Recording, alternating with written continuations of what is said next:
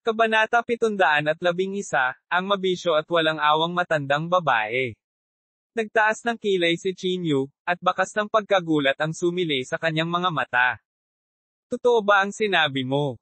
Tinitigan ni Chinyu si Su Chen. Kung ang Hongyi sect ay talagang handang kumuha ng isang tangkay ng 10,000 taong gulang na mga halamang gamot, ito ay talagang magdudulot sa kanya ng salungatan. Umiling si Su Chen at sinabing, hindi ako nagdala ng mga halamang gamot, ngunit hiniling sa akin ni Mr. Ning na dalhan ka ng isang balita.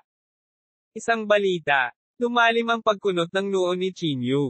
Patuloy na sinabi ni Su Chen, ang balitang ito ay may kasamang 10,000 taong gulang na mga halamang gamot. Makalipas ang isang buwan, isang 10,000 taong gulang na damo ang ipanganak. Habang sinasabi niya iyon, kinuha ni Su Chen ang kanyang telepono.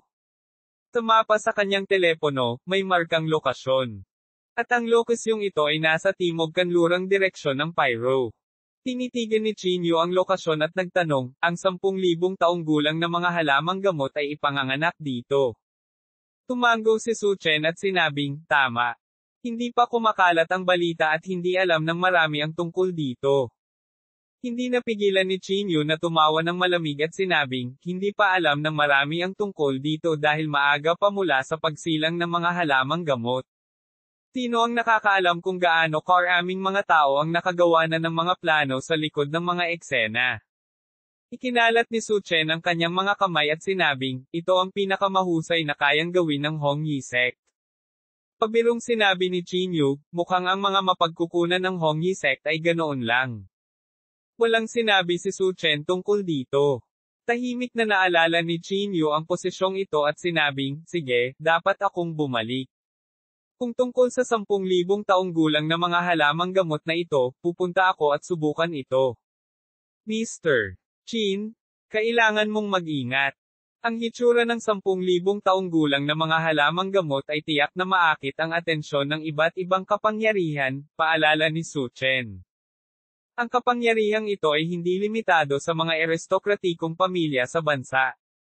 Maaari rin itong makaakit ng mga dayuhang kapangyarihan at maraming matandang halimaw na hindi pa lumilitaw.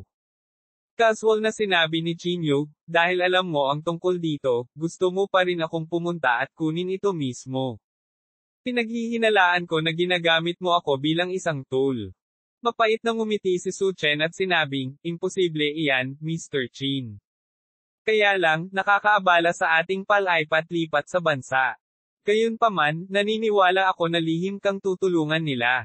Hindi itinuloy ni Chinyu ang paksang ito. Naghiwalay sila ni Su Chen. Hindi lubos na mapagkakatiwalaan ni Chinyu ang Hongyi sect.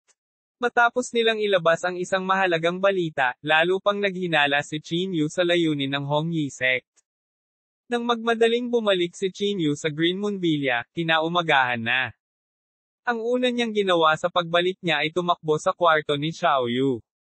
Sa oras na ito, mahimbing pa ring natutulog si Xiaoyu. Ang panghihimasok ni Chinyu ay agad na nagbigay ng takot kay Xiaoyu. Dali-dali niyang niyakap ang kumot at tinakpan ang dibdib. She cried out in alarm, ikaw. Anong ginagawa mo? Pervert, bilasan mo at lumabas ka. Nang makitang maayos si Xiaoyu, nakahinga rin ng maluwag si Chinyu. Panunokso niya, sa figure mo, kahit hindi mo takpan, wala akong makikita. Pagkasabi nito, nagmamadaling tumakbo palabas si Chinyu upang maiwasan ang galit ni Xiaoyu. Sa sandaling ito, sa Jingdo. Saglit, opisyal na nagbukas ang Martial Arts Academy, at hindi mabilang ang mga taong dumating para magparehistro. Sa pagkakataong ito, inanunsyo ng Jingdo Martial Arts Association sa labas ng mundo na hindi sila pumipili ng mga tao ayon sa kanilang katayuan, basta may talento sila. Ang tila walang pag-iimbot na pagpapakitang ito ay talagang nagtago ng kanilang makasariling motibo. Bilang resulta, ang Jingdo Martial Arts Association ay kailangan lamang magbayad ng maliit na halaga ng mga mapagkukunan, at maaari nilang dambungin ang karamihan sa mga henyong disipulo sa mundo. Patuloy nilang pinalawak ang hanay ng Jingdo Martial Arts Association. Nakikita ni Chinyu ang kanilang mga intensyon, at gayon din ang mga nakatataas. Gayunpaman, ang Jingdo Martial Arts Association ay umiral ng napakaraming taon, at mayroon itong napakalakas na kapangyarihan sa mundo ng martial arts. Kaya, kahit ang mga awtoridad ay ayaw silang disiplinahin, ang lahat ay nagpapatuloy ayon sa schedule, at ang mga mahuhusay na alagad ng iba't ibang mga aristokratikong pamilya ay nagsimula ring sumali sa akademya. Sa sandaling ito, sa Jingdo Martial Arts Association, isang kabadong matandang babae ang nakatayo sa plaza sa dilim. Sa harap niya ay nakatayo ang kabuoang 18 black gold robe powerhouses. Lola Chin, bakit mo kami pinatawag? May nagtanong. Isang bakas ng kasamaan ang sumilay sa mga mata ng matandang babae na tinatawag na Lola Chin. Huminga siya ng malalim at sinabi sa pamamagitan ng nagngangalit na mga ngipin, ang may heaven swallow ang python ay malubhang nasugatan ni Chinyu at hindi pa rin ganap na gumaling. Galit na galit si Lola Chin nang banggitin niya ito. Nagkatinginan ang mga powerhouse ng black gold robe, at isang bakas ng awkwardness ang sumilay sa kanilang mga mata. Sa kanilang kasalukuyang lakas, hindi na nila mabantaan si Chinyu.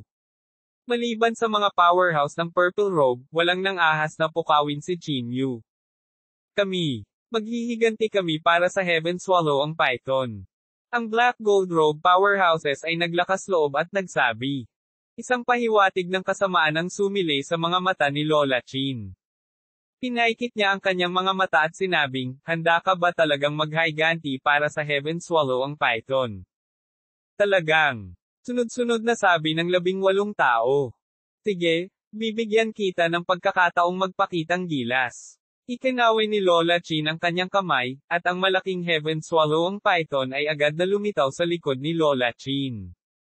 Inilabas ng heaven swallow ang python ang iskarlaten nitong dila, at isang masangsang na amoy ang bumalot sa kanilang mga butas ng ilong. Ang maitim na laman nito ay kumikinang ng maliwanag sa ilalim ng sikat ng araw, at ito ay walang katulad na mabangis. Gayunpaman, kung titingnang mabuti, makikita ang isang malaking sugat sa katawan nito. Ang sugat na ito ay naiwan ng suntok. Nang makita itong heaven swallow ang python, marami sa mga powerhouse ng black gold robe ang medyo natakot. Lola Chin, ano ang kailangan mong gawin namin? Tanong ng isa sa mga powerhouse ng black gold robe. Ibinuko ni Lola Chin ang kanyang bibig at sinabing, hindi na kailangang gumawa ng anuman. Kailangan mo lang tumayo dyan at huwag gumalaw. Sa sandaling matapos siyang magsalita, ang heaven swallow ang python ay bumaril sa lahat. Ang malaking ulong iyon ay lumitaw sa harap ng lahat sa isang kisap mata. Ibinuko ng heaven swallow ang python ang bibig nito at isa-isang nilamon ang mga powerhouse ng black gold robe. Nang makita ang eksenang ito, lahat ng black gold robe powerhouses ay namutla sa takot at nagsimulang tumakbo. Gusto mong tumakbo? Ngumisi si Lola Chin. Iniunat niya ang kanyang payat na palad at ang black gold robe powerhouses ay agad na napigilan at hindi makagalaw. Lola Chin, ikaw? Gusto mo talaga kaming patayin? Ikaw na mabangis na matandang babae. Walang pakialam si Lola Chin sa harap ng mga sumpa ng lahat. Ngumisi siya. Isang bangkos ng walang kwentang basura. Ang pagiging pagkain ng heaven swallow ang python ang iyong huling halaga. Ang 18 black gold robe powerhouses ay nilamon lahat ng heaven swallow ang python. Kasabay nito, ang napakalaking katawan ng heaven swallow ang python ay nagsimulang mamilipit. Ang panloob na chi ay patuloy na namumuo sa katawan nito. Sa susunod na segundo, ang katawan ng heaven swallow ang python ay biglang sumambulat na may putok ng sobrang nakakasilaw na itim na liwanag. Boom! Isang malakas na tunog ang kumalat sa kalahati ng Jingdo Martial Arts Association. Ang katawan ng heaven swallow ang python ay biglang naging matigas, at ang panloob na chi nito ay naging mas mayaman din ng ilang beses. Sa wakas nakalusot ka na, nakangiting sabi ni Lola Chin at nasa likod niya ang mga kamay. Sa sandaling ito, ang heaven swallow ang python ay opisyal nang tumuntong sa tuktok ng Martial Marquee Realm. Sa ganoong lakas, hanggat hindi lumitaw ang isang martial saint, hindi ito magagapi sa mundong ito. At ang katawan ng isang demonyong hayop ay mas matigas kaysa sa isang ordinaryong magsasaka. Babe, Tara, kainin mo. Pagkatapos, kumuha ang matandang babae ng isang jade green na tableta mula sa kanyang kamay. Ang Pildores na ito ay parang perla sa gabi, kumikinang ng maliwanag sa kamay ng matandang babae. Dahan daw ang iniunat ng Heaven Swallow ang python ang ulo nito at nilamon ang tableta. Buzz! Sa pagpasok ng tableta sa tiyan nito, ang katawan ng Heaven Swallow ang python ay nagsimulang manginig ng husto. Makalipas ang kalahating minuto, nawala ang Heaven Swallow ang python at napalitan ng isang binata. Kabanata 712, Ako ang pinakamalakas. Sa pagtingin sa Heaven Swallow ang python sa anyo ng tao, si Lola Chin ay nasa sabik na halos umiyak siya. Marahan niyang hinawakan ang mukha ng binata at sinabi sa nanginginig na boses, "Mabuti kong anak, tiyak na gagawin kitang pinakamakapangyarihang tao sa mundo." Isang binata sa tuktok ng martial martial realm ang lumitaw.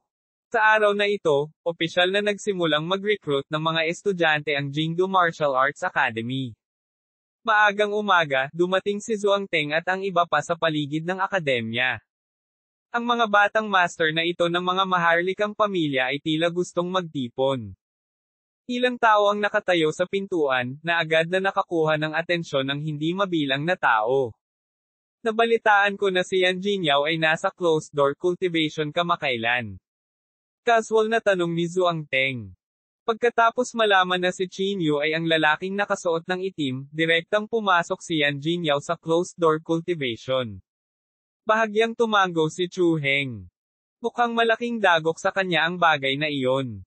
Sa personalidad ni Yan Jingyao, talagang hindi siya papayag na may hihigit sa kanya. Kung hindi ako nagkakamali, ang unang bagay na gagawin niya pagkatapos niyang lumabas sa pag-iisa ay magpadala ng hamon kay Qin Yu. Sunod-sunod na tumango ang iilan sa kanila. Masyado nilang naintindihan ang pagkatao ni Yan Jingyao. Bilang henyo ng pamilya Yan, ang kanyang talento ay talagang walang kapantay. Kahit sa Jingdo, siya ay isang kilalang tao at palaging nangunguna sa mga nakababatang henerasyon. Ngayong ang kanyang titulo ay naaga na ng isang binata mula sa kanayunan, tiyak na hindi siya makukontento. Parami ng parami ang mga taong dumating sa pasukan ng akademya. Maraming tao ang dumating dahil sa reputasyon nito. Gayunpaman, ang mga kinakailangan para sa mga martial artists dito ay lubhang mahigpit. Napakakaunting tao ang maaaring mapili. Nga pala, narinig mo na ba ang tungkol sa Mystic Realm? Sa oras na ito, tila may naalala si Zhuang Teng. Oo, talagang nakakagulat ang Mystic Realm. Kung talagang mayroong ganoong lugar para sa paglilinang, kung gayon ito ay magiging magandang balita para sa atin. Ang Jingdo Martial Arts Association ay talagang lihim na nagtatago ng mga mapagkukunan. Seryoso akong naghinala na maaaring mali ang paghatol ng labas ng mundo sa lakas ng Jingdo Martial Arts Association. Sa katunayan, kung talagang kontrolado ng Jingdo Martial Arts Association ang higit sa kalahati ng Mystic Realm, kung gayon maaari silang lumikha ng isang nangungunang eksperto sa Martial Saint Realm. Ang mga Martial Saint ay ang pinakamakapangyarihang pag-iral sa puso ng halos lahat ng martial artist. Maging sina Jiang He at Ye Qing, na kilala bilang numero 1, ay nasa tuktok lamang ng Martial Marquee Realm. Hayaan na ang isang Martial Marquee, kahit na ang isang late stage na Martial Marquee ay hindi natin maihahambing. Muling tumawa ng mapait si Zhuang Teng. Ang lakas ng isang late stage na Martial Marquee ay higit pa kaysa sa isang middle stage na Martial Marquee. At ang isang peak stage na Martial Marquee ang pinakamalakas sa kasalukuyang panahon.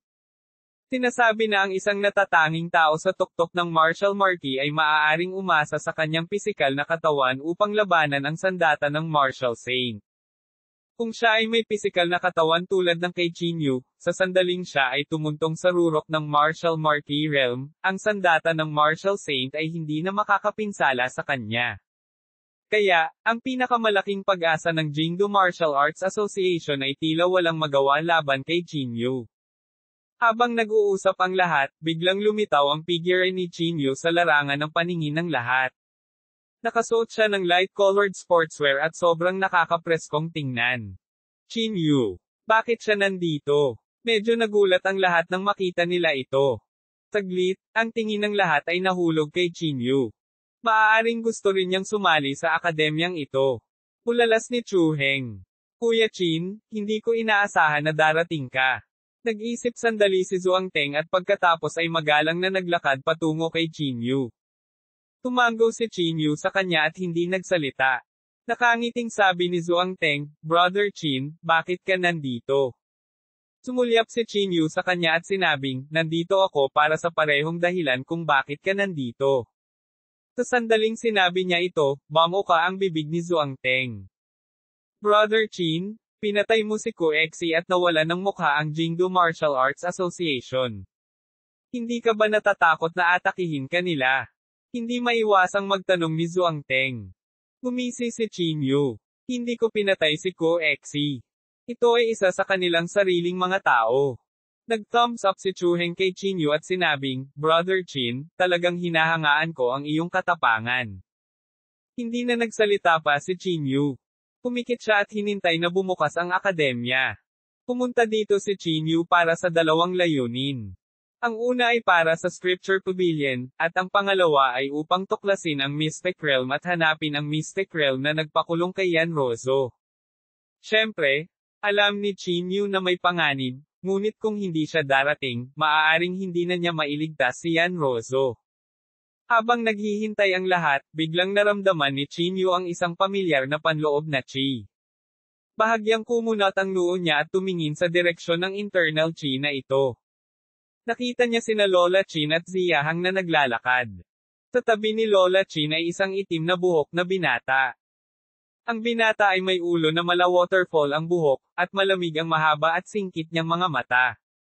Sa sandaling tumingin si Qin Yu kay Lola Chin, napansin din ni Lola Chin ang figure ni Qin Yu. Qin Yu. Biglang sumabog ang katawan ni Lola Chin na may walang awa na aura. Dahan-dahan siyang naglakad patungo kay Qin Yu, pinaikit ang kanyang mga mata, at sinabing, anong ginagawa mo rito? Itinuro ni Qin Yu ang gate ng Martial Arts Academy at sinabing, syempre nandito ako para lumahok sa paglalakbay sa Mystic Realm. Karapat-dapat ka ba? Galit na sabi ni Lola Chin. Gumisi si Qin Yu. Old Bastard, wala kang desisyon kung karapat-dapat ka o hindi. Huwag mong isipin na hindi ko alam. Susubaybayan ng mga opisyal ang recruitment sa pagkakataong ito.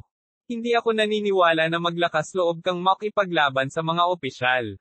Sinabi sa kanya ni Ziyahang ang lahat ng impormasyong ito. Mula nang ibunyag ni Koexi ang sikreto, galit na galit ang mga opisyal. Upang maiwasan ang Jingdu Martial Arts Association na gumamit muli ng parehong trick, nagpadala sila ng mga tao upang bantayan sila. UB starred. Galit na galit si Lola Chin kaya nanginginig siya. Sa sandaling ito, ang itim na buhok na binata sa likuran niya ay humakbang pasulong. Isang malamig na hangarin sa pagpatay ang agad na sinalakay sa kanyang mukha. Bahagyang kumunat ang noo ni Qin Yu matapos maramdaman ang lamig na ito. Ang panloob na chi ng kabataang ito ay tila pamilyar, ngunit hindi niya maalala kung saan niya ito nakita noon. Kung maglakas loob kang magsalita ulit ng walang kaparerekon, papatayin kita. Ang mahaba at singkit na mga mata ng itim na buhok ay nagbuga ng lamig. Nagtaas ng kilay si Qin Yu at sinabing, patayin mo ako. Ikaw lang. Sino ka ba bakit hindi pa kita nakita dati? Hindi umimik ang itim na buhok. Tahimik lang niyang sinabi, mas malakas ako sa inyong lahat. Sa aking paningin, kayong lahat ay isang bangkos lamang ng mga langgam. Sa sandaling sinabi ang mga salitang ito, lahat ay nagulat. Si Zhuang Teng at ang iba ay labis na hindi nasisiyahan. Mas malakas sa kanilang lahat. At itinuring pa niya ang mga inapo ng mga aristokratikong pamilya bilang mga langgam. Masyadong mayabang ang tono na ito. Ang yabang. Saan ka tumalon? Sa sandaling ito, isang figure ang lumakad mula sa hindi kalayuan. Ang taong ito ay walang iba kundi si Kung Yun, na pangalawa lamang kay Yan Jinyao. Sa panahong ito, si Kung Yun ay nasa closed-door cultivation din. Ngayon, nakapasok na siya sa advanced stage ng Martial Marquee Realm. Sa pagkakataong ito, isa lang ang layunin ni Kung Yun sa paglabas sa closed-door cultivation. Iyon ay ang maging numero 1 tao sa listahan ng ranggo. Kabanata 713, mga espada at busog na inilabas. Pagkaraang lumabas sa pag-iisa, nais ni Kung Yun na itatag ang kanyang kapangyarihan. Nang makita ang itim na buhok na binata sa kanyang harapan, natural na hindi papalampasan ni Kung Yun ang pagkakataon. Lumakad siya pasulong at malamig na tumingin sa itim na buhok na binata habang sinasabing, masyado kang bastos. Tahimik na sinabi ng itim na buhok na binata, hindi ka masama, ngunit sa aking paningin, hindi ka sapat. Baliw. Agad na naglipad sa galit si Kung Yun. Hinawakan niya ang mapanirang kapangyarihan sa kanyang kamay at marahas na sinuntok ang itim na buhok na kabataan. Hindi umiwas ang itim na buhok. Itinaas niya ang kanyang kamao at sinalubong ito ng ulo. Klang! Agad na narinig ang isang tunog na parang bakal. Sa ilalim ng napakalaking puwersang ito, napilitang umatras si Kung Yun ng 3 sunod-sunod na hakbang. Napailing pa ang kamao niya hanggang sa sumakit. Sa kabilang banda, hindi naman naapektuhan ang itim na buhok na binata. Biglang nagulat ang lahat. Ang tigas ng katawan. Ulalas ni Zhuang Teng. Ang kanyang balat ay parang layer ng baluti. Pulong ni Chu Heng sa mahinang boses. Ang ekspresyon ni Kung Yun ay sobrang pangit, ngunit siya ay palaging isang tao na tumangging aminin ang pagkatalo, kaya paano niya ito hahayaan? Walang anuman ang suntok na ito, malamig na sabi ni Kung Yun. Ang panloob na chi sa kanyang katawan ay mabilis na tumataas, at ang kapangyarihan ng huling yugto ng Martial Marquee Realm ay agad na pumutok. Matapos maramdaman ang panloob na chi sa kanyang katawan, isang malakas na presyon ang agad na bumagsak sa kanya. Huling yugto ng Martial Marquee Realm. Bahagyang kumunat ang noo ni Qin Yu. Ang mga henyong ito ng mga aristokratikong pamilya ay talagang namuhay ayon sa kanilang reputasyon. Ilang sandali pa lang, ngunit talagang nakapasok na si Kung Yun sa advanced stage ng Martial Marquee Realm. Kalmado pa rin ang ekspresyon ng itim na buhok ng binata. Hindi nila maramdaman ang kahit katiting na pagbabago-bago ng internal chi mula sa kanya. Sige, tumigil na tayo dito. Sa sandaling ito, biglang tumayo si Lola Chin. Tumingin siya kay Kung Yun at sinabing, kung gusto mong lumaban sa hinaharap, maraming pagkakataon. Kahit na ayaw ni Kung Yun, pumayag pa rin siya kay Lola Chin.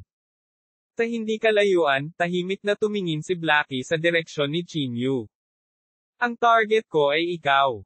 Iniunat ni Blackie ang kanyang daliri at itinuro si Qin Yu. Sa sandaling itinaas niya ang kanyang braso, napagtanto ni Qin Yu na may tatak ng palad sa tiyan ni Blackie. Parang nasugatan ang mukha ni Blackie. Parang pamilyar ang mga sugat na ito. Anong ibig mong sabihin?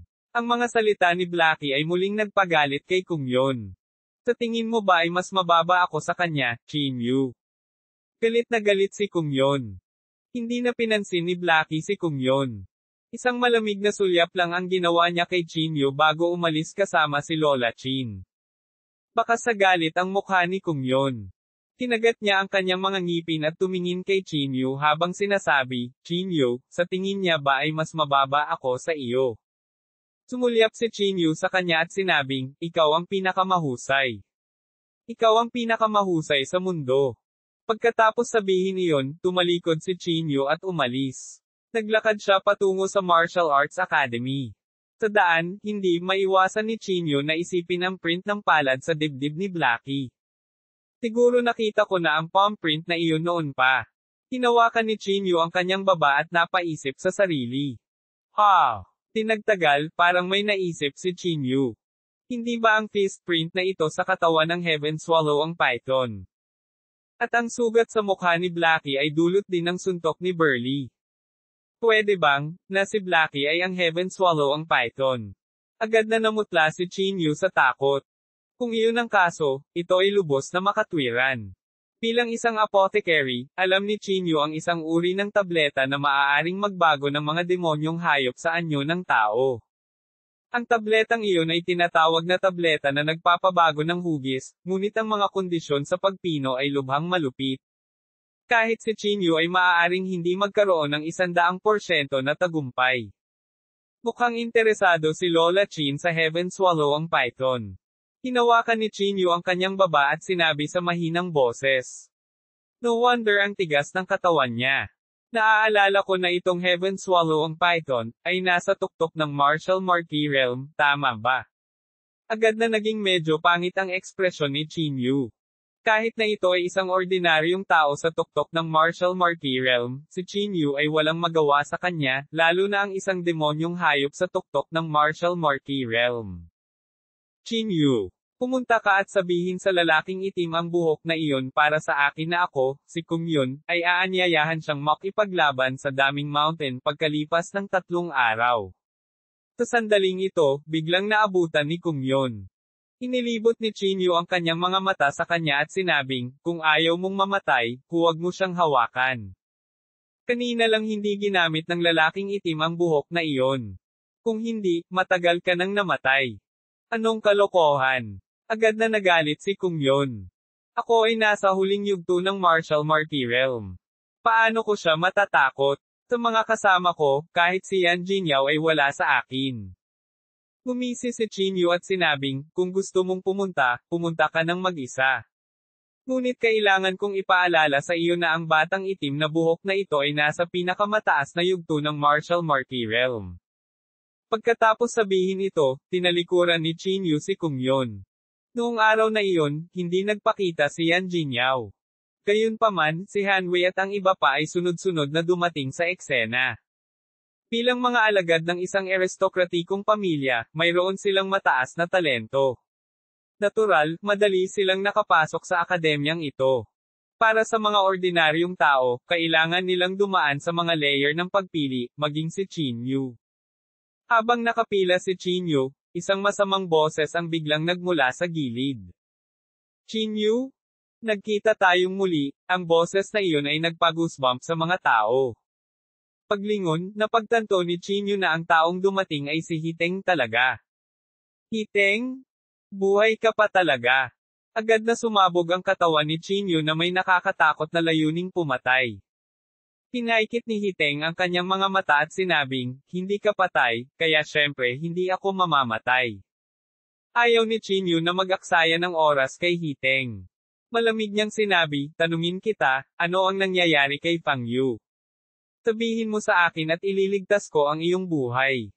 Hehe, si Fang Yu ay langgam lang sa ilalim. Bakit ang tiyaga mo? Madilim na sabi ni Hiteng. F-sick ka. Hindi napigilan ni Chinyu ang pag-igting ng kanyang mga ngipin. Si Fang Yu ay napakatalino.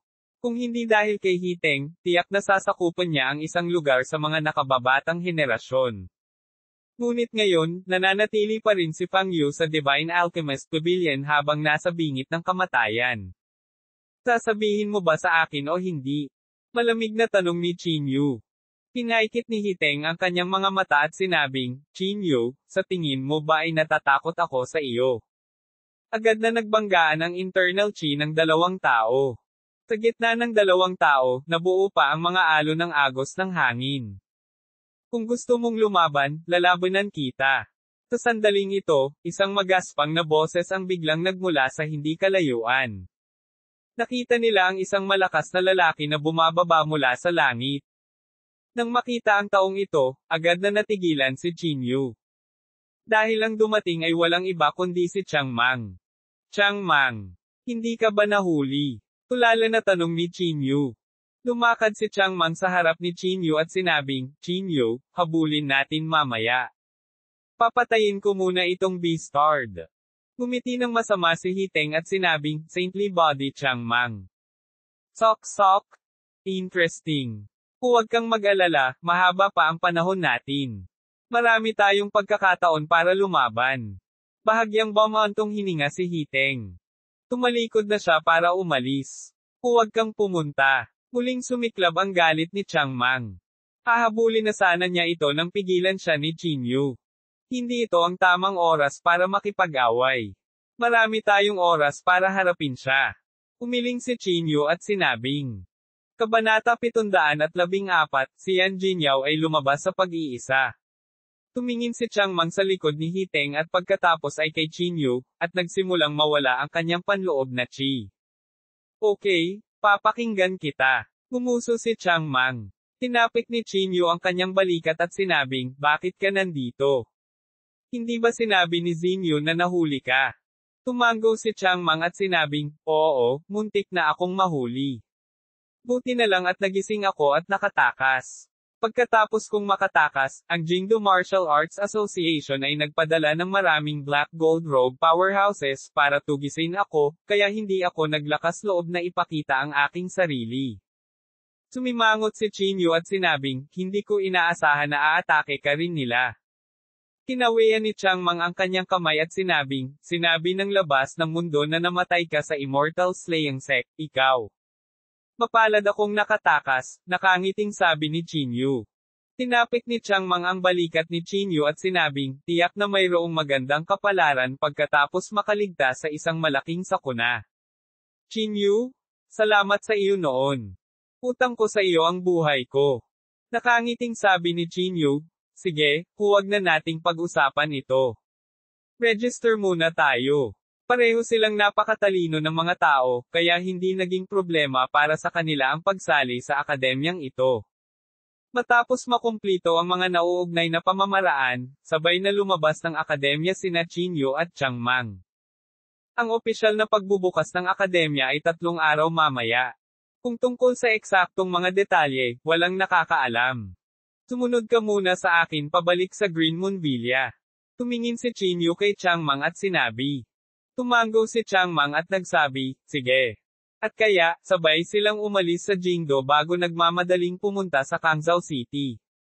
Pagkatapos nilang bumalik sa Green Moon Villa, naghanda si Xinyu ng malaking mesa ng pagkain.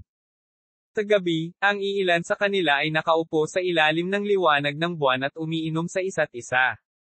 Brother Chin, sa nakalipas na ilang buwan, halos kalahati ng bansa ang nilakbay ko bago ako nakatakas mula sa pagtugis. Sabi ni Changmang habang humihigop ng kanyang alak. Pagkasabi niyon, pinunit ni Changmang ang kanyang damit, nahayag ang kanyang malalakas na kalamnan. Tingnan mo, ito ang ginawa nila. Sabi ni Changmang sabay turo sa isang nakakagulat na sugat sa kanyang dibdib. Siyempre, hindi naman sila mas maganda. Napatay ko ang 6 sa kanilang Black Gold Robe powerhouses. Pagkatapos, iniban ni Changmang ang usapan at nakangiting sinabi. Humigop ng alak si Chinyu at sinabi sa mahinang boses, ang Martial Arts Association of Jingdo ay hindi ganoon kasimple. Ang bulong-bulungan ay nagsasabi na ang mga lalaking nakasuot ng lila ay ang kanilang pinakamalakas na lakas sa pakikipaglaban, ngunit ang posibilidad na ito ay hindi mataas. Tinitigan ni Changmang si Chinyu at hinintay itong magpatuloy. Nagpatuloy si Chinyu, ngayon, seryoso akong naghihinala na maaaring mayroon silang Martial Saint. Martial Saint. Bakas ang pagkagulat sa mukha ni Changmang. Tumango si Chinyu at sinabing, tama, mayroon akong malakas na premonition na hindi lamang sila may Martial Saint, ngunit maaaring mayroon ding higit sa isa. Unti-unting naging solemn na ang ekspresyon ni Changmang. Kung talagang may Martial Saint, walang makakalaban sa Jingdo Martial Arts Association. Kahit gaano karaming martial marquises ang natipon, hindi sila nararapat na banggitin sa harap ng isang Martial Saint. Kung talagang may Martial Saint sila, bakit hindi na lang sila nagpadala ng Martial Saint? Itinagilid ni Xiaoyu ang kanyang ulo at may pag-aalinlangan na sinabi. Umiling si Chinyu at sinabing, hindi ko rin alam. Marahil sa ilang kadahilanan, hindi sila maaaring umatake ng kusa. Napakalakas ng pakiramdam na ito. Isinasantibi ang lahat, ang 8 mataas na opisyal na ito lamang ang nagparamdam kay Chinyu ng panganib. May naisip ako. Sa tingin mo ba ang Martial Saint ng Jingdo Martial Arts Association ay naglilinang sa Mystic Realm? Biglang nagtanong si Xinyu, na kanina pa tahimik. Bahagyang lumiwanag ang mga mata ni Chinyu. Pagkatapos ay tumango siya at sinabing, kapareho ko ang iniisip mo. Bago nalantad ang Mystic Realm, hindi ko akalain na ang Jingdo Martial Arts Association ay may napakalakas na puwersa. Ngunit mula nang malaman ko na maraming mapagkukunan ang nakatago sa Mystic Realm, nagbago ang isip ko. Nang sabihin niya ito, inilibot ni Chinyu ang kanyang tingin sa mga tao at nagpatuloy, kahit na wala silang Martial Saint, tiyak na may isang tao na tatantong sa Martial Saint Realm. Posible ang anumang bagay sa Mystic Realm. Biglang naging medyo mabigat ang kapaligiran. Hindi naiwasang sumimangot si Changmang, na noon pa man ay optimistic. Kung gayon, ano ang dapat nating gawin? Ano ang magagawa natin? Tanong ni Chiang Mang. Umiling si Chinyu at sinabing, ang magagawa natin ay dagdagan ang ating lakas sa lalong madaling panahon. Hindi bababasa, bago lumitaw ang kanilang martial saint, magkakaroon tayo ng tiyak na lakas ng labanan. Ito ang tanging paraan. Napabuntong hininga si Chiang Mang sa emosyon. Hindi napigilan ni Chinyu ang bahagyang buntong hininga. Sa sandaling ito, naramdaman niya na ang Jingdo Martial Arts Association ay parang isang hindi malulutas na bundok. Gayunpaman, upang mailigtas si Yan Rozo, walang pagpipilian si Chinyu kundi ang sumulong. Pagkatapos ng hapunan, bumalik sina Chinyu at Xinyu sa bulwagan. Inilabas ni Chinyu ang pinuno ng Prajna at inilagay ito sa harap ni Xinyu. Ang bagay na ito ay tinatawag na pinuno ng Prajna. Ito ay sandata ng martial saint, sabi ni Chinyu. Tinitigan ni Xinyu ang pinuno ng Prajna sa kanyang harapan, at ang kanyang mga mata ay may kakaibang tingin. Ibinigay ni Chinyu ang pinuno ng Prajna kay Xinyu at sinabing, babalik ako sa Jingdo bukas. Ipauubaya ko sa iyo itong Prajna ruler. Kung may mangyari, sa palagay ko ang pinuno ng Prajna ay dapat na makayanan ito, ngunit huwag gamitin ito maliban kung ito ay isang kritikal na sandali. Sumimangot si Xinyu at sinabing, mawawala ka ba ng matagal? Hindi ko alam. Umiling si Chinyu. Sa madaling salita, kailangan mong bantayan ng mabuti ang Green Moon Villa. Nang makita ang seryosong ekspresyon ni Chinyu, hindi na naglakas loob si Xinyu na magtanong pa. Maingat lang siyang tumango. Ang Green Moon Villa ay maaaring maging base ni Chinyu. Pagkatapos ng lahat, imposibleng mabunot ang Jingdo Martial Arts Association ng mag-isa. Tuldok. Sa sandaling ito, sa isang manor sa Jingdo. Sa isang lihim na silid sa asyenda, may kakaibang tunog na parang may sesabog. Boom! Ilang sandali pa, sumabog ang secret room na may kakaibang kulay. Pumagal ang liwanag sa loob ng kalahating segundo, at pagkatapos ay kumalat na parang mga alon ng tubig sa lahat ng direksyon. Ang malakas na tunog ay agad na gumising kay Yan Sihai, na mahimbing na natutulog. Bahagyang kumunat ang noo ni Yan Sihai. Nagbihis siya ng damit at nagmamadaling bumaba. Nakita niya ang isang binata na nakatayo sa pintuan ng secret chamber. Kasing puti ng papel ang mukha ng binata. Walang kulay ng dugo sa mukha niya. Mukha siyang taong may sakit. Gayunpaman, ang aura sa kanyang katawan ay napakalakas. Walang nang ahas na tumingin sa kanya ng diretso. Jin Yao, lumabas ka na ba sa pag-iisa? Mabilis na umakyat si Yan Sihai. Pagkatapos maglakad papasok, napagtanto ni Yan Sihai na may nakakalokong ngiti sa mukha ni Yan Jinyao. Makalipas ang kalahating segundo, tumawa ng malakas si Yan Jinyao. Hahaha, naiintindihan ko. Natarante si Yan Sihai at nakasimangot. Jinyao, anong problema? Tinulyapan ni Yan Jinyao si Yan Sihai at pagkatapos ay nginisyan. Tay, sa wakas naiintindihan ko na ang sikreto ng bloodline na ito. Ang misteryo ng bloodline. Natigilan si Yan Sihai. Ibig mong sabihin, ang bloodline ni Yan Rozo. Kabanata 715, langit na lumalamon sa sawa vs Yan Jinyao. Napuno ng kabaliwan ang mga mata ni Yan Jinyao habang tumango siya at sinabing, tama. Ito ang bloodline ni Yan Rozo. Hindi ko talaga akalain na madyay gising ang ganoong banal na bagay sa katawan ni Yan Rozo. Si Yan Sihai ay nalilito habang nakikinig. Wala siyang alam sa kapangyarihan ng bloodline na ito. Tay, nagkaroon na ba ng isang mahusay na magsasaka sa kasaysayan ng aming pamilya? Tanong ni Yan Jinyao. Umiling pa rin si Yan Sihai at sinabing, natatakot akong tanungin mo ang iyong lolo tungkol dito. Nang marinig ito, agad na sinabi ni Yan Jinyao, pare, hanapin mo siya kaagad. May itatanong ako sa kanya. Napakahalaga ba nito? Tila medyo ayaw ni Yan Sihai. Sa panahong ito, halos sumuko na siya sa paghahanap kay Old Mr. Yan. Siyempre, sa pamamagitan ng kapangyarihan ng pamilya Yan, si Yan Jinyao ay lihim ding pinipigilan ang pag-unlad ng karera ni Old Mr. Yan. Napakahalaga nito, sabi ni Yan Jinyao. Naintindihan ko na ang 80% ng bloodline na ito. 80% lang ay sapat na para maliwanagan ako. Alam mo ba ang ibig sabihin nito? Ang talento ng henerasyong ito na sumasamba sa akin ay pilit na pinahusay sa ilalim ng bloodline na ito. Sa pagsasalita hanggang sa puntong ito, naikuyom ni Yan Jinyaw ang kanyang kamao.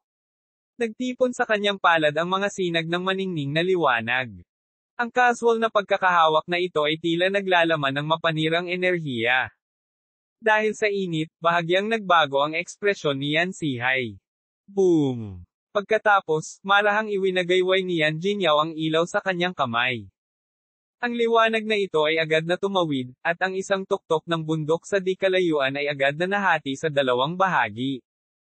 Ang isang casual na pag-atake ay maaaring magpalipat-lipat ng mga bundok at mabaligtad ang mga dagat, at ito ay naging dahilan upang mamatla si Yan Sihay sa takot. 80% lang ang naintindihan ko.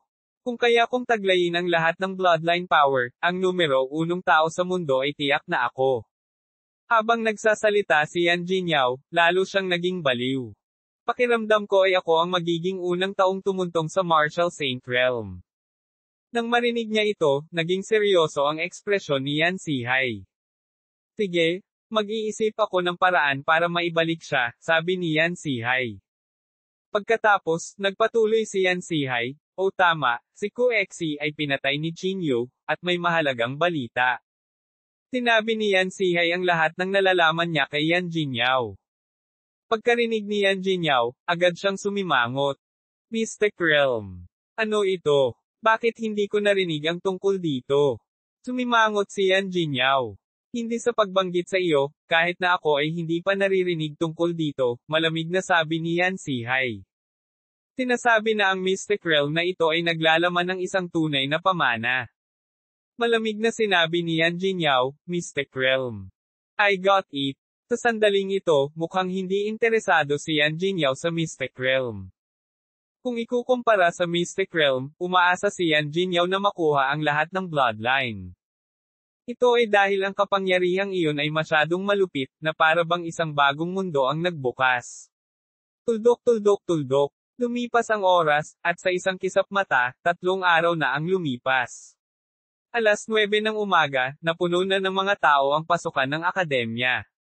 Sa sorpresa ni Chinyu, mayroong hindi bababa sa 100 tao dito. Ang pinakamahina sa kanila ay isang inner strength grandmaster lamang. Bakit ang daming tao? Tanong ni Chinyu na nakakunot ang noo. Sinabi ni Changmang sa malalim na boses, maaaring ang Jingdu Martial Arts Association ay nagkaroon ng konsensya. Imposible. Umiling si Chinyu. Sa maraming beses na nag-cross ang landas nila, alam na ni Chinyu kung paano ang asosasyong ito. Say, huwag na natin silang pakialaman. Ang pagkakaroon ng mas maraming tao ay hindi magiging masama, sabi ni Changmang. Hindi gaanong nagsalita si Chinyu. Siya at si Changmang ay pumasok sa akademya sa malalaking hakbang. Sila ang unang batch ng mga estudyante, at ang kanilang lakas ay nasa Martial Marquee Realm. Sa makatuwid, halos walang mga paghihigpit sa kanila sa akademyang ito. Siyempre, walang darating para magbigay ng mga spells. Ang tanging pakinabang ng pagsali sa akademyang ito ay ang pagpasok nila sa Mystic Realm ng magkasama. Pagkatapos ng isang simpleng seremonya, masasabing opisyal na silang sumali sa akademya na ito. Para sa kanilang unang karanasan sa Mystic Realm, kailangan nilang ipaalam ng hiwalay. Pumasok sina Chinyu at Changmang sa Martial Arts Academy. Inilabas ni Chinyu ang kanyang espiritual na pakiramdam upang umasa sa pamamaraan mula sa huling pagkakataon upang mahanap ang Mystic Realm. Sa kasamaang palad, napakaraming tao dito, at ang panloob na chi ay magulo. Hindi man lang nakuha ni Chinyu ang isang bakas ng panloob na chi. Mukhang masusubukan ko lang ulit ngayong gabi, naisip ni Chinyu sa sarili. Nang malapit nang umalis si Chinyu, isang itim na buhok na kabataan ang hamarang sa daanan ni Chinyu. Ang taong ito ay walang iba kundi ang Heaven Swallow ang Python Blackie. Malamig na tiningnan ni Blackie si Chinyu, hindi lingid sa lahat ang layunin ng pagpatay sa kanyang mga mata. Kahit naganap na niyang pinigilan ang kanyang panloob na chi, nararamdaman pa rin niya ang malakas na panloob na chi mula sa kanyang katawan. Ano ang sinusubukan mong gawin? Lumakad pasulong si Changmang at malakas na sinabi. Sinulyapan ni Blackie si Chiang Mang at malamig na sinabi, wala itong kinalaman sa iyo. Magwala. Agad na nagalit si Chiang Mang. Magsasalita na sana siya, ngunit pinigilan ni Qin Yu. Chiang Mang, tumabi ka. Ito ang sarili kong negosyo, sabi ni Qin Yu. Gayunpaman, hindi ito kayang tanggapin ni Chiang Mang. Nang walang sinasabi, kinuyam niya ang kanyang kamao at sumugod sa mukha ni Blackie. Nakatayo doon si Blackie nang hindi gumagalaw, hinayaan ang kamao ni Chiang Mang na dumapo sa kanyang mukha. Dang! Matapos ang isang malakas na tunog, hindi nasaktan si Blackie. Isang itim na liwanag ang bumungad sa kanyang katawan. Ang itim na ilaw na ito ay sobrang pamilyar. Kulay iyon ng Heaven Swallow ang python. Ha! Napasulyap si Chiang Mang sa kanyang kamao na medyo may pagdududa. Hindi mo alam ang iyong mga limitasyon. Malamig na sumangot si Blackie, at saka sinampal si Chiang Mang. Ang nakakatakot na kapangyarihan ay direktang nagtulak kay Chiang Mang pabalik ng 12-dosenang mga hakbang. Sa sumunod na segundo, bahagyang ibinuka ni Blackie ang bibig nito at iniluwa ang mga daloy ng panloob na chi. Ang panloob na chi na ito ay may masangsang na amoy at mabahong amoy. Sa sandaling lumitaw ang panloob na chi na ito, naramdaman ni Qin Yu na may mali. Dahil ang panloob na chi na ito ay lason. Mabilis na hinailan ni Qin Yu si Chiang Mang pataas at hinaronggan siya sa likod niya. Kasunod nito, itinaas ni Qin Yu ang kanyang palad at isang stream ng purple na apoy ang agad na lumipad pasulong. Ang panloob na chi ay isang napakaliwanag na bagay, at maaari nitong pigilan ang lahat ng kadiliman at kasamaan. Natural, ang panloob na chi ni Blackie ay walang pagbubukod. Matapos ang panloob na chi na iyon ay matagumpay na napatay, isang kakaibang ngiti ang lumitaw sa mga mata ni Blackie. May kakayahan ka, malamig na sabi ni Blackie. Habang nagsasalita siya, hinubad niya ang kanyang itim na balabal, na inilantad ang kanyang napakakinis na balat. Ito talaga ang Heaven Swallow ang python. Nang makita ang kanyang balat, sumimangot si Qin Yu. Ang Heaven Swallow ang python ay isang top-grade na demonyong hayop. Bukod dito, ang kanyang lakas ay mas mataas kaysa kay Qin Yu. May magandang palabas na panoorin. Mabilis siyang pinalibutan ng mga tao sa gilid. Hindi ko inaasahan na makakatagpo ako ng isang kawili-wiling bagay sa sandaling makalabas ako sa pag-iisa. Sa sandaling ito, isang pamilyar na boses ang narinig. Paglingon niya, nakita niya si Yan Jinyaw na dahan-daang naglalakad habang nasa bulsa ang mga kamay. Yan Jinyaw. Nang makita niya si Yan Jinyaw, muling nagdilim ang ekspresyon ni Qin Yu. Dumating din talaga itong Beastard. Hindi pinansin ni Yan Jinyaw si Qin Yu at tumingin kay Blackie. Siya ay kumilos bilang isang senior at sinabing, huwag kang mag-alala. Atakihin mo na lang siya. Paprotektahan ko ang buhay mo. Bahagyang kumunat ang noo ni Blackie. Tumingin siya kay Yan Jinyaw at malamig na sinabi, magwala ka. Kabanata 716, ang lakas ng langit na lumalamon sa sawa. Anong sabi mo? Bahagyang sumimangot si Yan Jinyaw, at ang kanyang ekspresyon ay mabilis na naging malamig. Sabi ko magwala ka. Kung ayaw mong mamatay, sumigaw ka ng kaunti, patuloy ni Blackie. Sa sandaling sinabi niya ito, agad na nagalit si Yan Jinyaw. Malamig niyang tiningnan si Blackie at sinabing may walang pakialam ng ngiti, bakit? Ilang araw na akong nasa closed-door cultivation, at mayroon ng hindi nakakakilala sa akin. Hindi kilala ni Blackie si Yan Jinyaw, hindi banggitin ang mga salita ni Yan Jinyaw, na nagpalungkot sa kanya. Si Qin Yu, na nanunood sa kanilang dalawa na nagtatalo, ay natuwa nang makita ito. Talagang dog-eat-dog, ngumuso si Chiang Mang sa gilid. Hindi na pinansin ni Blackie si Yan Jinyaw. Isang itim na liwanag ang sumabog mula sa kanyang katawan, at ang kanyang panloob na chi ay pinakawalan din sa sandaling ito. Isang kakaibang internal chi ang pumaligid sa kanyang katawan. Ang pakiramdam na ito ay nagparamdam sa mga tao na manhid at takot mula sa kaibuturan ng kanilang mga puso. Maging si Yan Jinyaw ay hindi napigil ang sumimangot. Qin Yu? Mamatay ka, malamig na sabi ni Blackie. Bago siya matapos magsalita, naikuyom niya ang kanyang kamao at sumugod patungo kay Qin Yu. Gumagalaw ang kanyang kamao sa sobrang lakas. Ito ay isang puwersa na maaaring magpabagsak ng mga bundok at magpabagsak ng mga dagat. Hindi nagbago ang ekspresyon ni Chinyu. Sa isang malakas na sigaw, itinaas niya ang kanyang gintong kamao. Sa sumunod na segundo, nagsalpukan ang dalawang hindi mapapantayang mabangis na kamao. Boom! Ang banggaan ay nagdulot ng mga alon ng nakakatakot na puwersa ng banggaan. Ang puwersang ito ay sumabog sa pagitan nilang dalawa at pagkatapos ay kumalat sa lahat ng direksyon. Ang ilang hindi makaiwas sa oras ay diretsyong napailing hanggang sa samuka ng dugo. Ang isang malaking puno ng balang sa tabi nilang dalawa ay diretsyong inalog ng pulbos. Bumagsak ang alikabok, at nakatayo silang dalawa sa lugar nang hindi gumagalaw kahit isang pulgada. Ang banggaan ng dalawang sinag ng liwanag ay lumitaw lalo na nakasisilaw sa ilalim ng sikat ng araw. Hindi masama. Maya-maya, naglabas ng salita si Blackie. Si Chinyu ay nanatiling tahimik, ngunit siya ay labis na nabigla. Ang pisikal na katawan nitong Heaven Swallow Python ay talagang napakalakas. Sa kasalukuyang pisikal na katawan ni Chinyu, hindi siya mas mahina kaysa sa sinumang mas mababa sa antas ng Martial Saint. Gayunpaman, laban sa Heaven Swallow Python, hindi man lang manalo si Chinyu. Kung ako ay nasa parehong larangan ng kanya, magkakaroon ako ng kumpiyansa na manalo.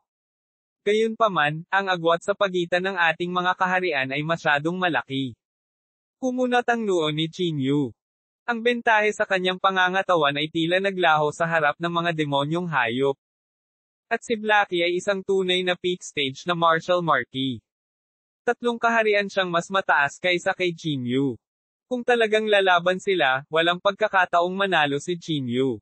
Lahat ay nagpipigil ng hininga habang ang kanilang mga mata ay bumagsak sa maliit na larangan ng digmaan.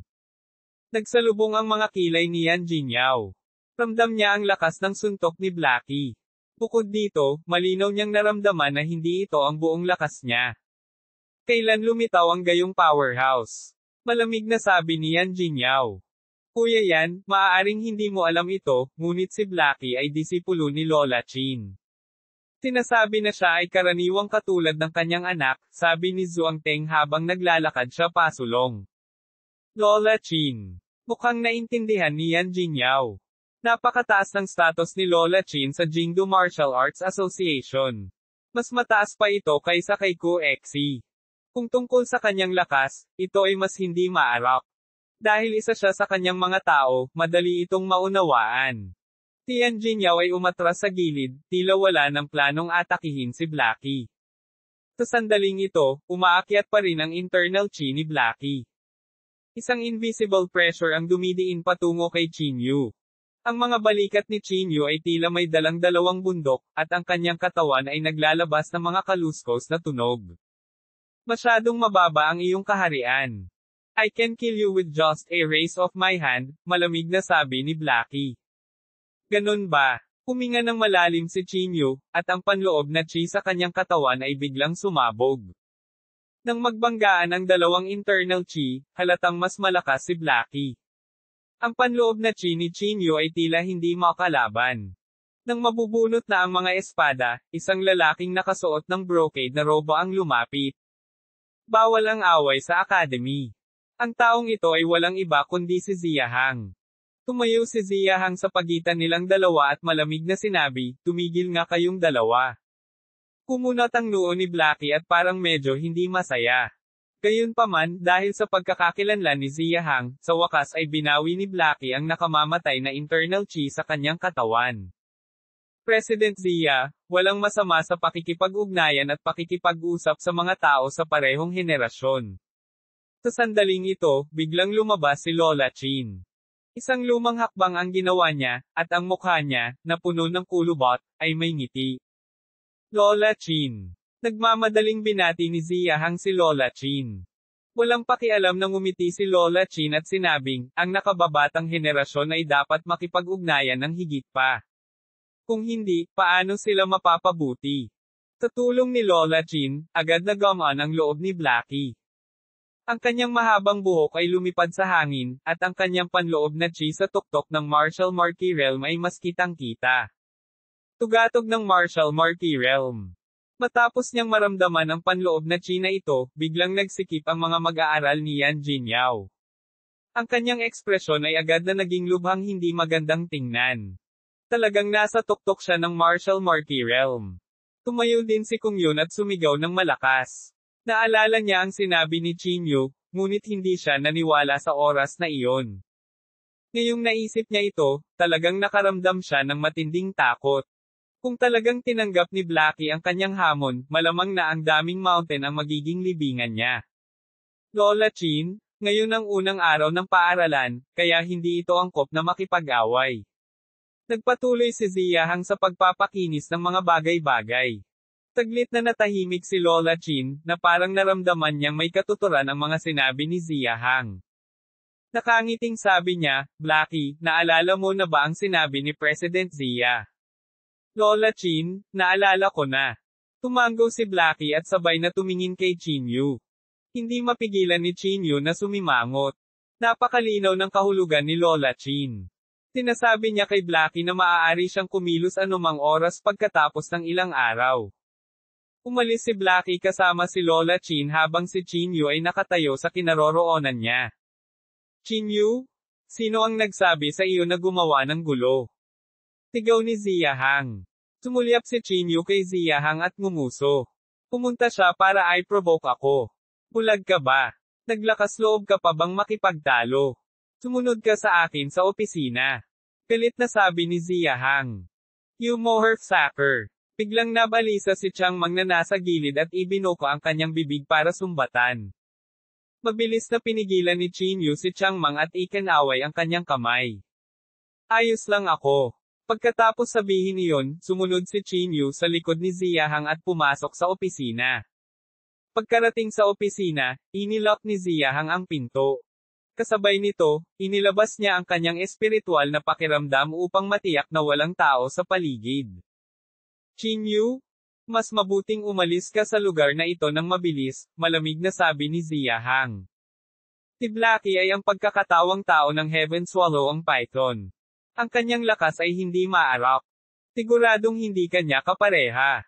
Bukod sa Heaven Swallow ang Python, Yan Jinyao, Aozon, at maging si Hanshu ay baka atakihin ka anumang oras. Pabirong sabi ni Qin Yu, hindi ba ikaw ang presidente? Kaya mo akong protektahan. Sabi ni Ziyahang na may malamig na tingin, paprotektahan kita. Hindi mo ba alam na si Lola Qin ang namamahala dito? Naguguluhan si Qin Yu. Bakit? Parang wala siyang opisyal na posisyon, di ba? Sinabi ni Ziyahang sa malalim na boses, hindi niya kailangan ng opisyal na posisyon. Mayroon siyang awtoridad sa pagpapakilos ng mga lalaking nakasuot ng lila, gayon din ng maraming pinarangalan na panauhin ng Jingdu Martial Arts Association. Kabanata 717, ang lihim ng Jingdu Martial Arts Association. Sa madaling salita, si Lola Qin ang may kontrol sa isang napakalakas na puwersa. Sabi ni Qin Yu. Tumango si Ziyahang at sinabing, oo, mas mataas ang status niya kaysa kay Ko Exi. Agad nitong inilagay si Qin Yu sa isang dilema. Siya ay orihinal na nagplano na hayaan si Ziyahang na makahanap ng pagkakataon na ilikas ang mga lalaking nakasuot ng lila ng Jingdu Martial Arts Association sa hinaharap.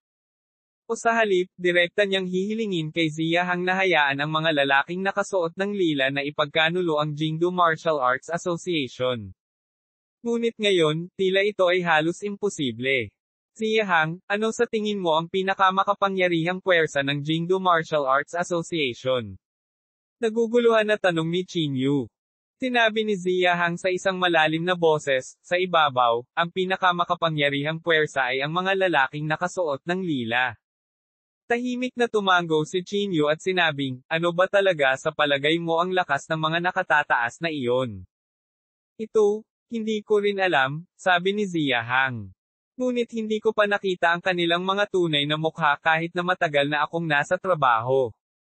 Hindi lang ako, kundi kahit si Ko Exi ay hindi pa sila nakita.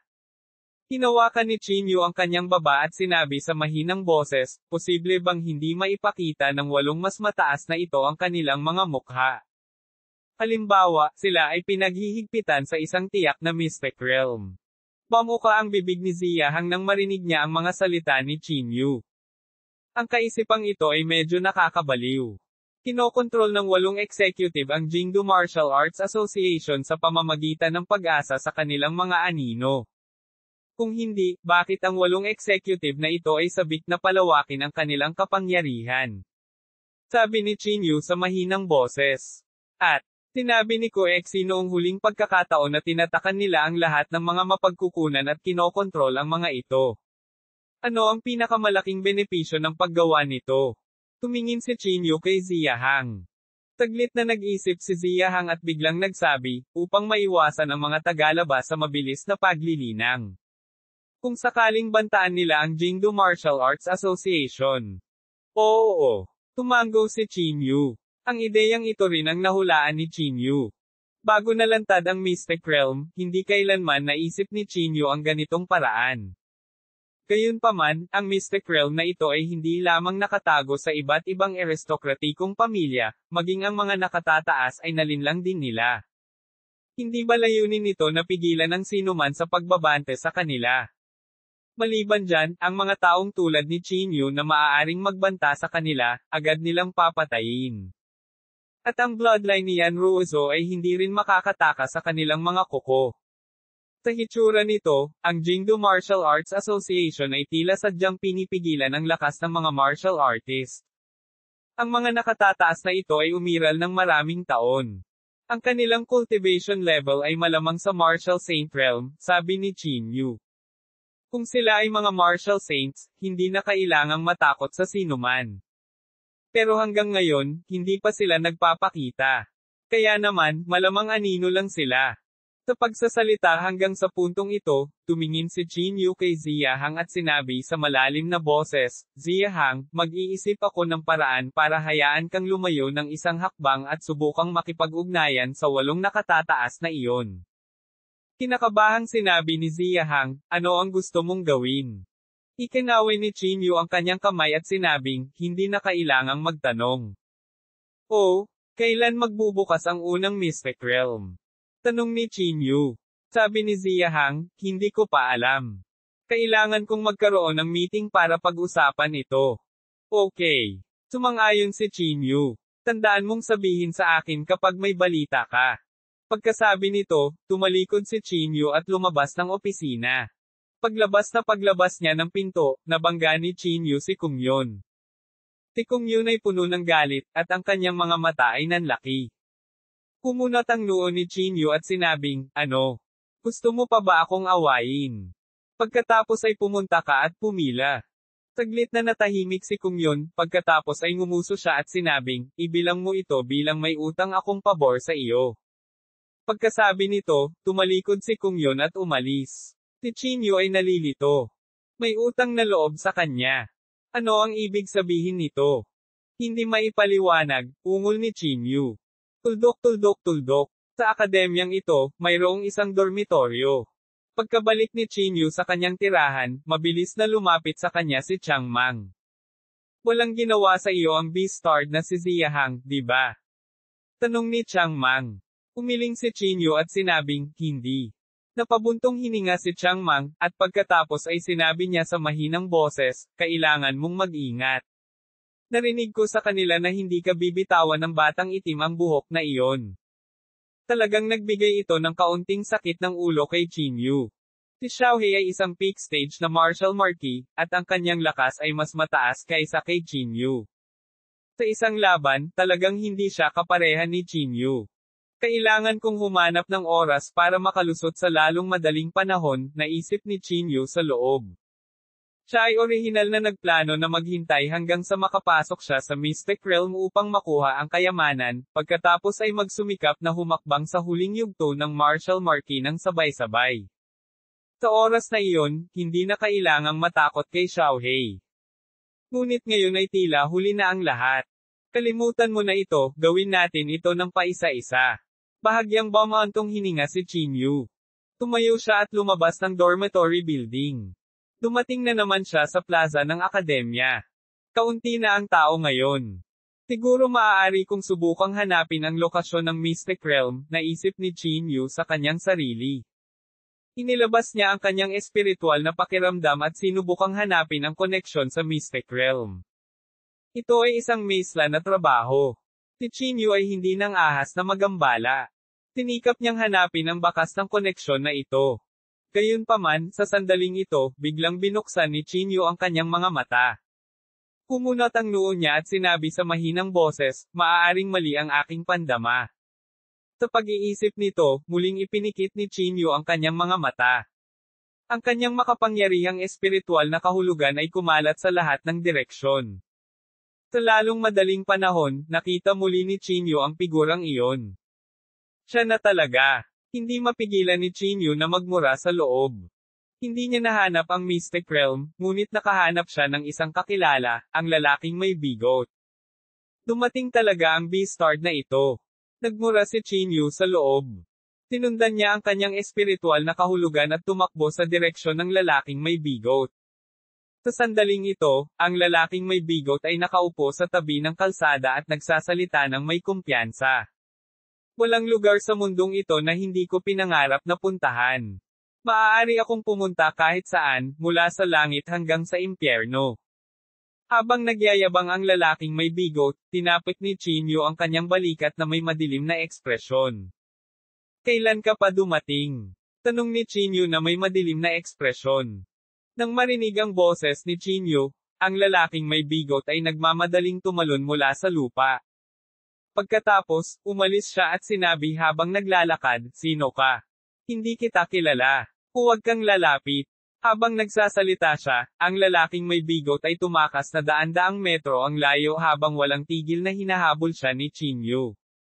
Nakahinga lang ng maluwag ang lalaking may bigot nang makarating sa isang bakanting lugar. Ano bang problema mo? Hindi mapigilan ni Chinyu na magmura.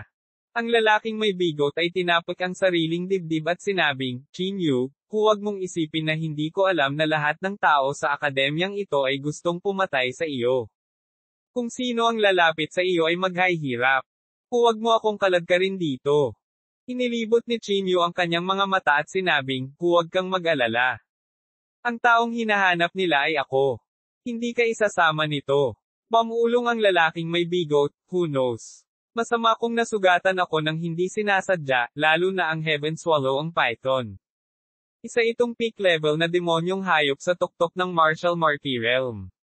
Sino ang maglalakas loob na i-provoke ito? Alam mo ba ang tungkol sa Heaven Swallow ang Python? Nagtaas ng kilay si Chinyu. Sabi ng lalaking may bigot, oo naman. Hayaan mong sabihin ko sa iyo, sa mga demonyong hayop, ang Heaven Swallow ang Python ay katumbas ng isang magulong katawan ng tao. Lahat sila ay walang talo sa parehong antas. Naiintindihan mo ba?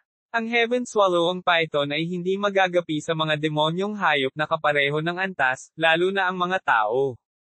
Kabanata 718, ang paraan para buksan ang lihim na kaharian. Ang pangako ng lalaking may bigot ay lalong nag-alala kay Chinyu. Sa madaling salita, siya ay may kalamangan sa mga tuntunin ng pangangatawan, sabi ni Chinyu sa malalim na boses. Ikinaway ng lalaking may bigot ang kanyang kamay at sinabing, hindi totoo iyan. Ang espesyal na pangangatawan ng mga taong nagsasaka ay hindi mas mababa kaysa sa Heaven Swallow ang Python. Kunin mo halimbawa. Kung magka-level kayong dalawa, who knows what would happen. Napangiti si Chinyu at sinabing, hindi na kailangang maging kapareho. Hanggat tumuntong ako sa huling yugto ng Marquee Realm, hindi ako matatakot sa kanyang Heaven Swallow ang Python. Hindi ko itinatanggi iyon. Ibinuko ng lalaking may bigot ang kanyang mga kamay at sinabing, huwag na nating pag-usapan ito. Pinago ni Chinyu ang paksa at nagpatuloy sa pagtatanong, alam mo ba kung paano buksan ang Mystic Realm? Ang lalaking may bigot ay umiling at sinabi, kung alam ko kung paano buksan ang Mystic Realm, hindi ko na kailangang pumunta dito. Kumunat ang noo ni Chinyu.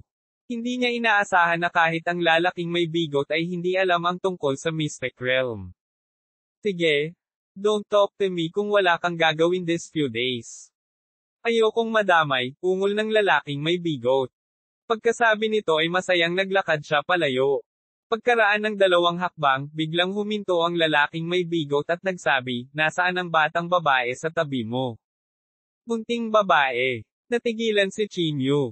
Si Xiaoyu ba ang tinutukoy mo? Tumango ang lalaking may bigot at sinabing, tama. Ang mga tao ng Han Palace ay nakatingin sa kanya. Bakit hindi mo siya dinala dito? Natahimik sandali si Chinyu. Makatwiran nga ang sinabi ng lalaking may bigot. Pagkatapos ng lahat, ito ang teritoryo ng Jingdo Martial Arts Association. Malamang na ang Han Palace ay hindi maglalakas loob na pumunta at kumilos ng walang pakundangan. Babalik ako at susunduan siya ngayon, sabi ni Chinyu. Akmang aalis na si Chinyu, isang boses ang biglang nagmula sa loob ng akademya. Ang boses ay tila ipinadala sa pamamagitan ng ilang uri ng spell at nagmula sa lahat ng direksyon. Lahat, pumunta sa plaza. Ilang salita lang ang sinabi ng tao. Agad na naglakad si Chinyu patungo sa plaza. Ang plaza ay napuno na ng mga tao. Nakatayo na sa harap nila sina Ziyahang at Lola Chin. Bakit bigla na lang nila tayong tinawag para magtipon? Kumunat ang noo ni Chang Mang. Umiling si Chinyu at sinabing, hindi ako sigurado. Pagkaraan ng halos 10 minuto, sa wakas ay nagsalita si Lola Chin. Tinulyapan niya ang karamihan at walang pakialam na sinabi, naniniwala ako na narinig ng lahat ang tungkol sa Mystic Realm. Bilang pinuno ng mundo ng martial arts, ia-anunsyo namin ang Mystic Realm na kinokontrol namin sa publiko. Nang marinig ito, halos lahat ng naruroon ay natuwa. Bahagyang ipinikit ni Chinyu ang kanyang mga mata at hinintay na magpatuloy si Lola Chin. Nagpatuloy si Lola Chin, ang unang pagbubukas ng Mystic Realm ay sa kalahating buwan. Umaasa ako na lahat ay darating sa tamang oras. Kalahating buwan. Ganon katagal. Hindi napigilan ni Chang Mang ang sumimangot. Hindi lang si Chang Mang. Halos lahat ay hindi maiwasang magreklamo. Kalahating buwan. Masyadong mahaba iyon. Diba sabi nila nitong ilang araw lang? Bakit kailangang i-extend ang timeline ng napakatagal? Nagreklamo ang lahat, ngunit nanatiling tahimik si Chinyu. Kalahating buwan. Kumunat ang noo ni Chinyu. Ang numerong ito ay tila pamilyar. Ilang sandali pa, biglang may naisip si Chinyu. Kinuha niya ang phone niya at nagkalkula ng oras. Gaya ng inaasahan, makalipas ang kalahating buwan ay ang araw na ipinanganak ang 10,000 taong gulang na Divine Herb. Nagkataon lang na sumalungat ito sa panahon ng Mystic Realm. Tumangala si Chinyu kay Lola Chin at biglang nagkaroon ng pagdududa sa kanyang puso. Hindi kaya, nakuha rin ni Lola Chin ang balita. Kaya't sinadya niyang binuksan ang Mystic Realm makalipas ang kalahating buwan. Kailangang malaman ng isa na ang isang tangkay ng 10,000 taong gulang na mga halamang gamot ay may pambihirang kahalagahan. Kahit ang Mystic Realm ay hindi maihahambing dito. Kapag ang isang damo ay umabot sa 10,000 taong gulang, ito ay haantong sa ibang antas. Kahit na ang isang 9,999 na taong gulang na damo ay magiging mga mundo bukod sa isang 10,000 taong gulang na damo. Nagkataon lang ba, o sinasadya? Kumunat ang noo ni Chinyu. Tumingin siya kay Lola Chin at sumigaw, pamumunuan mo ba ang koponan sa Mystic Realm? Malamig na sumulyap si Lola Chin kay Chinyu at sinabing, pamumunuan ni Pangulong Zia at 3 lalaking nakasuot ng lila ang koponan. Ano naman sayo? Patuloy na tanong ni Chinyu. Malamig na tiningnan ni Lola Chin si Chinyu at sinabing, kailangan ko bang iulat sa iyo kung ano ang gagawin ko? Pagkatapos sabihin ito, malamig na bumantong hininga si Lola Chin at hindi pinansin si Chinyu. Hinawakan ni Chinyu ang kanyang baba at sinabi sa mahinang boses, ito, parang hindi nagkataon. Inilagay nito si Chinyu sa isang dilema saglit. Si Chinyu ay napuno ng kuryosidad patungo sa Mystic Realm. Bagamat nakapunta na siya sa Mystic Realm ng Hongye Sect noong nakaraan, ang mga mapagkukunan ng Mystic Realm na iyon ay matagal nang naubos. Gayunpaman, ang tukso ng 10,000 taong gulang na mga halamang gamot na ito ay mas malaki pa kay Chinyu. Hanggat nakuha niya ang 10,000 taong gulang na damong ito, si Chinyu ay makakatuntong sa huling yugto ng Martial Marquee Realm, kahit sa tuktok. Kapag nakapasok na siya sa peak stage, ang Jingdo Martial Arts Association ay magiging tulad ng pagpasok sa isang walang nakatirang kaharian sa Chinyu. Nagplano rin si Chinyu na salakayin ang Jingdo Martial Arts Association pagkatapos niyang tumuntong sa huling yugto ng Martial Marquee Realm at iligtas ang mga tao. Kalimutan mo na. Pagkatapos ng paulit-ulit na pag-aalinlangan, sa wakas ay nagpasya si Chinyu na sumuko sa paglalakbay na ito sa Mystic Realm at tumuon sa 10,000 taong gulang na mga halamang gamot na isisilang. Nang matapos ang pulong, natagpuan ni Chinyu ang lalaking may bigot. Hinawakan niya ang lalaking may bigot, na gustong tumakas, at sinabi sa malalim na boses, hindi mo kailangang kabahan. Sa iyong kakayahan, naniniwala ako na ang Heaven Swallow ang Python ay walang magagawa sa iyo. Pamulong ang lalaking may bigot, hindi mo masasabi yan. Wala akong alam maliban sa arkeolohiya. Wala sa mood si Chinyu na makipagtalo sa kanya. Sa halip, sinabi niya sa malamig na boses, hayaan mong tanungin kita, mayroon bang anumang paraan upang mabuhay muli ang dalawang bangkay ng lalaki? Nanlaki ang mata ng lalaking may bigot at sinabing, baliw ka ba? Masyadong mataas ang tingin mo sa akin. Last time, nag-effort ako para tulungan ka. Wala na ba talagang paraan? Kumunat ang noo ni Chinyu at sinabi. Umiling ang lalaking may bigot at sinabing, walang paraan. Kung patuloy nating pilit silang bubuhayin, malamang na magkakaroon ng sariling kamalayan ang dalawang bangkay na iyon. Pagdating ng oras na iyon, ito ay magiging isang sakuna para sa buong mundo. Natahimik si Chinyu. Kung ang dalawang makapangyarihang mga bangkay ay magkakaroon ng kanilang sariling kamalayan, ito ay talagang isang sakuna. Not to mention martial artists, kahit modernong armas ay walang magawa sa kanila. Mukhang sarili ko lang ang maaasahan ko, naisip ni Chinyu sa sarili. Hinayla ng lalaking may bigot ang braso ni Chinyu at sinabing, nag-iisip ka ba ng masasamang ideya? Pinalaki ni Chinyu ang lalaking may bigot at nakangiting sinabi, hayaan mo akong mag-usap ng seryoso sa iyo. Kung makakahanap ka ng paraan para buksan ang Mystic Realm, masasabi ko sa iyo ang isang sikreto. Paano naman? Isang paraan upang buksan ang Mystic Realm. Hinawakan ng lalaking may bigot ang kanyang baba, na para bang tinitimbang niya ang mga kalamangan at kahinaan. Mukhang may paraan talaga ang lalaking may bigot na ito para buksan ang Mystic Realm, naisip ni Chinyu sa kanyang sarili. Ibinuko ng lalaking may bigot ang bibig at magsasalita na sana nang may lumakad na figure ay patungo sa kanilang dalawa. Nang makita ang figurang ito, ang lalaking may bigot ay nagmamadaling umatras ng 2 hakbang at tumakbo palayo. Kabanata 719, ang Divine Dragon Mark. Nang makita ang figurang ito, biglang nanlamig ang mukha ni Chinyu. Ito ay walang iba kundi ang Heaven Swallow ang Python. Tumayo siya sa harap ni Chinyu at sinabing mapagpakumbaba, may balak ka pa bang tumakbo? Sino ang darating para iligtas ka sa pagkakataong ito? Pinaikit ni Chinyu ang kanyang mga mata at nginisyan.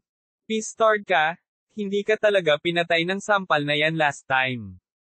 Ang Heaven Swallow ang Python ay hindi naman nagalit. Malamig na sabi nito, kung wala ang 2 bangkay na iyon, paano mo ako haharapin? Habang nagsasalita ito, ang mga alon ng panloob na chi ay sumabog mula sa katawan ng Heaven Swallow ang Python. Alam ni Chinyu na ang malaking labanang ito ay hindi maiiwasan. Sa makatuwid, hindi siya nang ahas na pabayaan ito at agad na inayos ang kanyang panloob na chi sa maximum. Kasabay nito, ang Divine Dragon Power ay kumislap mula sa pagitan ng mga kilay ni Chinyu. Isang pulang marka ang sumilay sa pagitan ng kanyang mga kilay. Halika! Nang akmang kikilos na si Chinyu, isang bakas ng gulat ang sumilay sa mukha ng Heaven Swallow ang Python. Hindi niya namamalayan na umatras ng 2 hakbang, at ang kanyang itim na mga mag-aaral ay napuno ng takot. Nang makita ang hitsura ni Heaven Swallow ang Python, hindi mapigilan ni Chinyu na sumimangot. Ano ang nangyayari?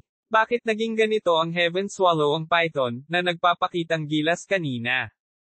Tinitigan ni Chinyu ang mga mata ng Heaven Swallow ang Python at maya-maya ay may naramdaman. Ang mga mata ng Heaven Swallow ang Python ay nakatitig sa Divine Dragon Mark sa pagitan ng mga kilay ni Chinyu.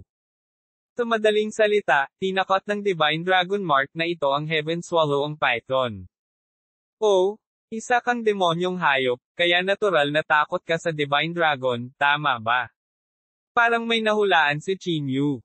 Habang nagsasalita siya, hakbang-hakbang si Chinyu patungo sa Heaven Swallow ang Python. Lalong tumitindi ang dalamhati sa mukha ng Heaven Swallow ang Python. Habang papalapit si Chinyu, medyo namutla ang kanyang mukha, at napaupo pa siya sa lupa. Hahaha. Hindi napigilan ni Chinyu ang tumawa nang makita ang sitwasyon. Iyan lang ba ang mayroon ka? Tila ang takot sa banal na dragon ay nakaukit sa iyong mga buto at linya ng dugo. Pinaikit ni Chinyu ang kanyang mga mata at sinabi. Ang Heaven Swallowing Python ay nagpumiglas na tumayo mula sa lupa. Kinagat niya ang kanyang mga ngipin at sinabing, Chinyu, hindi ka magiging mayabang ng matagal. Paano kung ang Divine Dragon Power iyon? Oh, ganun ba? Paulit-ulit nang inisya ni Chinyu. Kung gayon maaari kang pumunta at subukan. Malakas na sigaw ni Chinyu. Nang inig ang katawan ni Heaven Swallow ang Python. Parang gusto nitong kumilos ngunit hindi pinakinggan ng katawan ang utos nito. Maghintay ka lang. Sabi ng Heaven Swallow ang Python habang nagngangalit ang mga ngipin. Malamig na sinabi ni Chinyu, magwala. Ang Heaven Swallow ang Python ay nagdikit ng ngipin at tumalikod upang tumakbo. Dahil dito, nakahinga ng maluwag si Chinyu. Damn! Luckily, I have the Divine Dragon Power, tinapik ni Chinyu ang kanyang dibdib. Pinunasan niya ang pawis sa kanyang noo at sinabi sa mahinang boses, ang pag-asa sa Divine Dragon Power ay hindi isang pangmatagalang solusyon. Malalampasan ng Heaven Swallow ang Python ang psychological pressure na ito sa madaling panahon. Ang tinatawag na bloodline suppression ay simpleng takot na nakaukit sa mga gene. Ang lahat ng takot ay psikolohikal. Kapag nalampasan na ng Heaven Swallow ang Python ang psychological pressure, hindi pa rin makakatakas si Chinyu. Kailangan kong dagdagan ang aking lakas sa lalong madaling panahon, sabi ni Chinyu sa mahinang boses. Si Chinyu, na orihinal na nagplanong umalis sa Martial Arts Academy, ay biglang nagbago ng isip. Nang gabing iyon, nag-iisa siyang tumayo sa plaza at pinakawalan ang kanyang espiritual na diwa, sa pagtatangkang mahanap muli ang koneksyon sa Mystic Realm. Ang Martial Arts Academy ay hindi kasing last ng Qing City, kaya ang paghahanap ng koneksyon na ito ay mas mahirap kaysa dati. Tuloy-tuloy ang pagtulo ng pawis sa kanyang noo.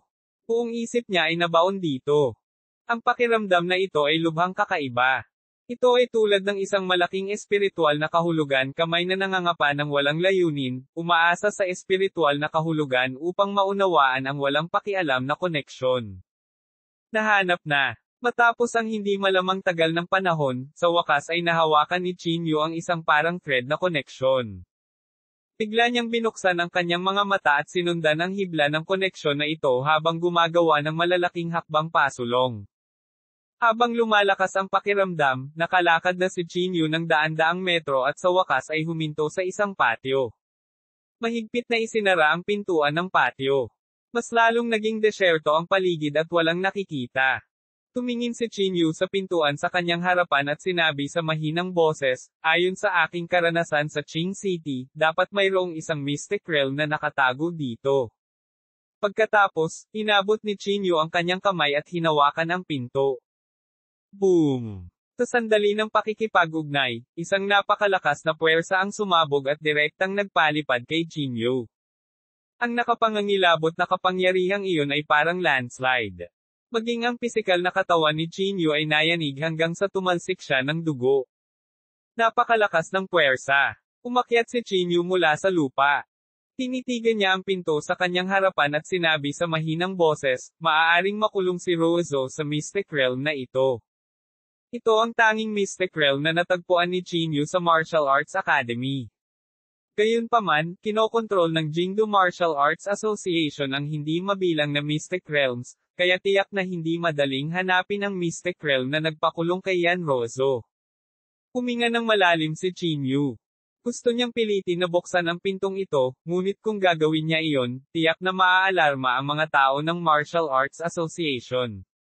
Hindi makatotohanang piliting buksan ang pintong ito. Nasa dilema si Chinyu.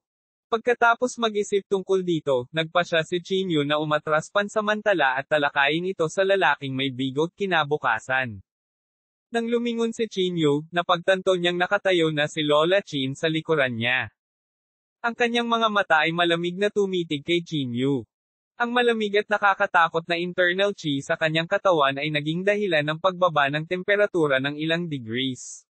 Nagtama ang kanilang mga mata, at biglang naging matigas ang kapaligiran. Sinong nagsabi sa iyong pumunta ka dito? Malamig na sabi ni Lola Chin. Kumunat ang noo ni Chinyu. Ayaw niyang alertuhan ang kalaban, kaya nagsinungaling siya, hindi ako makatulog. Ano bang masama sa paglabas para mamasyal? Lalabas para mamasyal. Gumisi si Lola Chin. Tinatanggap mo ba ako bilang isang tanga? Maniwala ka man o hindi. Gumuso si Chinyu at tumalikod para umalis. Gayunpaman, sa oras na ito, iniunat ni Lola Chin ang kanyang natuyot na malakoko na palad at hinaranggan ang landas ni Chinyu. Kumunat ang noo ni Chinyu at sinabing, anong ginagawa mo? Sinabi ni Lola Chin na may walang pakialam ng ngiti, Chinyu, hindi mo iniisip na sa pamamagitan ng mga awtoridad, hindi ako mangangahas na patayin ka, tama ba? Tumigil si Chinyu sa kanyang kinatatayuan at bahagyang sumimangot. Tulad ng sinabi ni Lola Chin, nagpadala na ang mga awtoridad ng mga tao sa Jingdu Martial Arts Association nitong mga nakaraang araw para makialam. Naging sanhi ito ng Jingdu Martial Arts Association na walang lakas ng loob na gumawa ng anuman. Ang ganitong uri ng opisyal na intervention ay lumitaw ng 3 beses. Ito ang pang-4 na beses, walang pakialam na sabi ni Lola Chin. Mananatili sila dito ng hindi hihigit sa 1 linggo. Pagkatapos ng 1 linggo, magiging mapayapa ang lahat. Malamig na sabi ni Chinyu. Gumisi si Lola Chin, ipinakita ang kanyang mga dilaw ng ngipin. 1 linggo na lang ang natitira para mabuhay ka. Pahalagahan mo. Gumuso si Chinyu. Hindi na siya nagsalita at tumalikod na para umalis. Sa sandaling ito, biglang inabot ni Lola Chin ang kanyang palad at hinawakan ang ulo ni Chinyu. Kabanata 720, ang mabangis na Lola Chin. Nagbago ang ekspresyon ni Chinyu. Dahil sa biglaang pag-atake ni Lola Chin, wala nang oras si Chinyu para umiwas.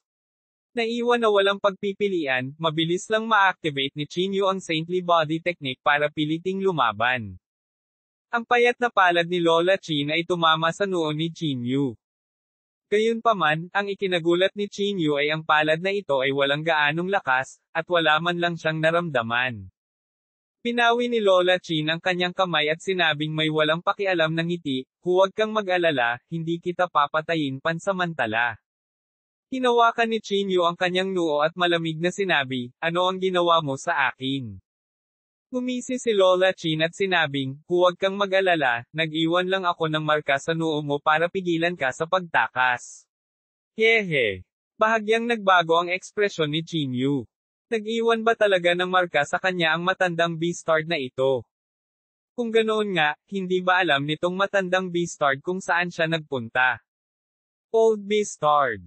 Hindi napigilan ni Chinyu ang pagkayam ng kanyang mga kamao. Nang marinig ang mga sumpa ni Chinyu, pinaikit ni Lola Chin ang kanyang mga mata at sinabing, totoo na hindi kita kayang patayin sa ngayon, ngunit hindi ibig sabihin na wala akong magagawa sa iyo. Habang nagsasalita siya, ang panloob na chi ni Lola Chin ay naging mas siksik. Si Chinyu ay hindi mas mababa sa kanya. Pumutok din siya ng may malakas na internal chi at handa ng kumilos. Malamig ang ekspresyon ni Lola Chin. Matagal nang namumuo ang kanyang panloob na chi, ngunit sa huli, unti-unti itong nawawala. She snorted coldly and said, walang nagmamadali. Hahayaan kitang mabuhay ng ilang araw pa. Pagkasabi nito, tumalikod si Lola Chin at aalis na sana. Pagkatapos ng halos 2 hakbang, huminto muli si Lola Chin. Lumingon siya at sinabing may walang pakialam ng ngiti, nabalitaan ko na ginawa mo ang lahat ng ito para sa iyong munting kasintahan, Yanrozo. Nang mabanggit si Yanrozo, biglang nanlamig ang katawan ni Chinyu. Huminga siya ng malalim at sinabing, mas mabuting huwag mo nang banggitin ang pangalan niya. Tumawa ng malakas si Lola Chin at sinabing, huwag kang mag-alala, hindi mamamatay si Yanrozo, ngunit siya ay walang katapusang pahihirapan. Nililigawan mo si kamatayan. Kaagad na itinikom ni Chinyu ang kanyang mga ngipin, at pumutok ang kanyang layuning pumatay. Hahaha. Tumawa ulit ng malakas si Lola Chin. Parang kahinaan mo talaga si Yanrozo. Baka nakahanap ako ng mas angkop na paraan para pahirapan ka, madilim na sabi ni Lola Chin. Agad na naramdaman ni Chinyu na may mali. Nagmamadali siyang sumulong at hinawakan si Lola Chin. Ano ang sinusubukan mong gawin? Malamig na tanong ni Chinyu. Nanatiling tahimik si Lola Chin. Ang kanyang katawan ay nanginginig ng husto, at ang nakakatakot na panloob na chi ay pinilit na bumalik kay Chinyu. Ang panloob na chi ng isang tao sa tuktok ng martial martial realm ay lubhang nakakatakot. Hindi ko kailangang iulat sa iyo kung ano ang sinusubukan kong gawin, sabi ni Lola Chin na may malamig na ngiti. Ngunit maaari kong sabihin sa iyo ng maaga na ang iyong maliit na kasintahan ay nasa matinding sakit ngayon. Ang ekspresyon ni Chinyu ay sobrang pangit. Nasa bingit na siya ng pagkasira. At tila nasisiyahan si Lola Chin na makita ang sakit ni Chinyu. Napakalamig ng ekspresyon ni Chinyu, at bahagyang nanginginig ang kanyang katawan. Ang Heaven Swallow ang Python, tila takot na takot sa kapangyarihan ng Divine Dragon. Sa sandaling ito, biglang sinabi ni Chinyu. Naging malamig ang ekspresyon ni Lola Chin. Pinaikit niya ang kanyang mga mata at sinabing, "So." Gumisi si Chinyu at sinabing, "Wala lang. Ang hayop na pinalaki mo ay dapat mag-ingat. Gusto ko talaga ang matigas nitong balat. Kung gagamitin ko ang balat nito upang gumawa ng isang piraso ng damit, tiyak na hindi ito masisira." Ang ekspresyon ni Lola Chin ay agad na naging sobrang pangit. Malamig niyang sabi, "Ikaw lang. Mapapatay ka ni Blackie sa isang pagtaas lang ng kamay." Gumisi si Chinyu at sinabing, "Mukhang mahal na mahal mo ang halimaw na iyon, kung gayon mas mabuting mag-ingat ka. Kung magkakaroon ako ng pagkakataon, tiyak na papatayin ko siya. Sinasadya mo ba akong i-provoke?" Sabi ni Lola Chin na may singkit na mga mata. "I have to say, tama ang hula mo. Si Blackie talaga ang kahinaan ko. Ngunit sa kasamaang palad, ang kanyang lakas ay higit sa iyo. Hindi kalabisan na sabihin na si Blackie ang kasalukuyang pinakamalakas na tao sa Jingdu Martial Arts Association. Kahit ako hindi niya kapareha. Kaya, hindi ako masasaktan ng iyong mga salita." Bakas talaga sa mukha ni Lola Chin ang pagmamalaki. Tumango si Chinyu at sinabing, "Okay, tingnan natin." Pagkasabi nito, tumalikod si Chinyu at umalis. Tumingin si Lola Chin sa likod ni Chinyu, hindi maiwasan ng kanyang mga mata na magpakita ng bakas ng lamig. At hindi rin kasiya siya ang ekspresyon ni Chinyu. Ang mga salita ni Lola Chin ay walang alinlangan na mas nabalisa si Chinyu. Kailangan niyang mag-isip ng lahat ng paraan para mahanap ang Mystic Realm na nagpakulong kay Yan Ruozo sa lalong madaling panahon. Gayunpaman, hindi rin alam ni Ziyahang ang Mystic Realm kung saan nakakulong si Yan Ruozo. Wala siyang karapatang lumahok sa Mystic Realm. Sa ilang sandali, hindi alam ni Chinyu kung ano ang gagawin. Kinaumagahan, tinipon ni Lola Chin ang lahat sa plaza. Inilibot niya ang kanyang tingin sa lahat at walang pakialam na sinabi, bukod sa pag-akay sa lahat sa Mystic Realm, ang mga namumukod tangi ay makakatanggap din ng tiyak na halaga ng Bloodline Inheritance. Nang marinig ang mga salitang Bloodline Inheritance, agad na itinaas ni Chinyu ang kanyang ulo para tingnan si Lola Chin. Sa sandaling ito, ang mga mata ni Lola Chin ay nagkataong nakatingin kay Chinyu. May bakas ng malupit na ngiti sa kanyang mukha, nagpatuloy siya, ang ganitong uri ng bloodline ay maaaring magtaas ng pinakamataas na limitasyon ng isang tao. Kapag nakuha ng isang tao ang bloodline na ito, ang kanilang lakas ay tataas ng husto. Sinabi ni Yan Jinyao na may walang pakialam ng ngiti, "Nakuha ko na ang bloodline inheritance at naintindihan ko na ang 80% ng bloodline." Tumango si Lola Chin bilang pagsang-ayon at sinabing, "Si Young Master yan talaga ang taong may pinakamalakas na adaptability sa bloodline." Ang lahat ay agad na nagsimulang mag-usap ng masigla. Narinig na rin nila ang bloodline na ito. Sinabi na ginamit ng Jingdu Martial Arts Association ang bloodline na ito para lumikha ng maraming powerhouses. Ang mga makakakuha ng bloodline na ito ay talagang tataas ang kanilang lakas ng paputok. Mababago pa daw nila ang talento ng isang tao. Ano ba talaga itong bloodline? Sabi nga, kung may bahid man lang, pwede na itong ipanganak muli. Naaalala ko na ang powerhouse na nakakuha ng bloodline na ito, parang pinatay ni Chinyu. Parang si Young Master yan lang ang nakaligtas. Mukhang si Chinyu ay isa ring taong nananakot sa mahihina at natatakot sa malakas. Sabay-sabay na lumingon kay Chinyu ang mga tingin ng lahat. Sa sandaling ito, madilim ang ekspresyon ni Chinyu at nanlaki ang kanyang mga mata. Naikuyom niya ang kanyang mga kamao at pinigilan ang galit sa kanyang puso. Pagkatapos, patuloy na tumawa si Lola Chin. Ang susunod na tatanggap ng bloodline inheritance ay si Blackie. Ipapadala natin siya sa Mystic Realm para sumailalim sa bloodline baptism.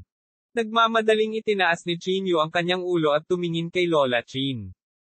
Sinabi niya na ipapadala niya si Blackie sa Mystic Realm. Sa madaling salita, alam ni Lola Chin kung saan ang Mystic Realm kung saan nakakulong si Yanrozo. At maaari siyang pumasok at umalis ayon sa gusto niya.